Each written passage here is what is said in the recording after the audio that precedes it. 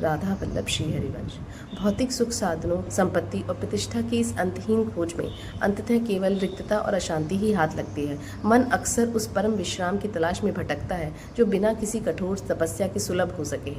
वह सरलतम और अत्यंत प्रभावशाली मार्ग है नाम जप।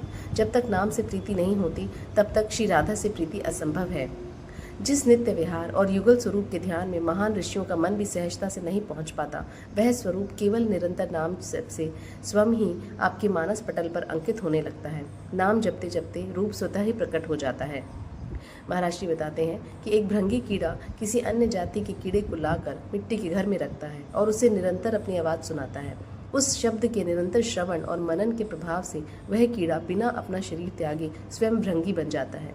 ठीक इसी प्रकार जब एक साधक वृंदावन के आश्रय में रहकर निरंतर राधा नाम की गुंजार सुनाता है तो वह बिना मृत्यु का इंतजार किए इसी देह में नित्य सेवक बनने की पात्रता प्राप्त कर लेता है। यह भक्ति की सीढ़ी आपको दिव्य सेवा के उस सर्वोच्च शिखर तक ले जाती है जहां आप स्वयं प्रेम स्वरूप हो जाते हैं। वास्तविक निकुंज आपके हृदय के भीतर ही स्थित है। दुर्भाग्य ये है कि हमने अपने हृदय के इस पावन निकुंज को काम, क्रोध और वासनाओं का विश्राम गृह बना लिया है। अध्यात्म का रहस्य यह है कि अपने भीतर के इस स्थान को विकारों से मुक्त कर राधा नाम से सुसज्जित किया जाए।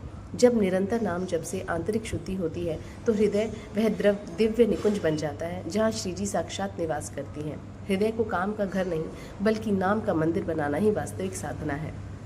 रुपया, गाड़ी, भोजन और भोग सामग्री केवल शरीर और इंद्रियों की आवश्यकताएं हैं। हमारी इंद्रियों की गलत चाल हमें ये विश्वास दिलाती है कि इन पदार्थों में सुख है, जबकि आत्मा का स्वभाव केवल प्रेम रस का अनुभव करना है। इस मोह से बचने का उपाय भौतिकता का त्याग नहीं बल्कि उसे प्रसादी बना देना है।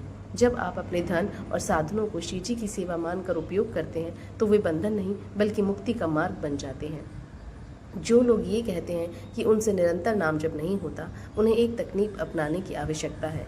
नाम को हृदय की धड़कन के साथ जोड़ दें। जैसे धड़कन स्वतः चलती है वैसे ही आपका राधा नाम भी धड़कन की में समा जाना चाहिए। एक समय ऐसा आता है कि जब आपके रोम रोम से नाम की प्रतिध्वनि सुनाई देने लगती है। यह वह अवस्था है जहाँ आप जहाँ भी बैठते हैं वहाँ भगवत नाम का प्रभाव स्वतः ही व्याप्त हो जाता है। अतः सावधान रहें, यह काल का चक्र अत्यंत क्रूर है जिसे हम अपना समझ रहे हैं। मकान, दुकान, स्वस्थ शरीर वो काल की एक चपत से पल भर में नष्ट हो जाएगा। यदि इस क्षण भंगुर जीवन में हमने नाम से नाता नहीं जोड़ा तो बहुत बड़ी हानि होगी। बाहरी क्रियाएं सांसारिक हो सकती हैं किंतु अंदर तो बस केवल भगवत चिंतन होना चाहिए, अन्यथा मृत्यु के समय हमारी जमा पूंजी केवल पाप और पश्चाताप ही रह जाएगी।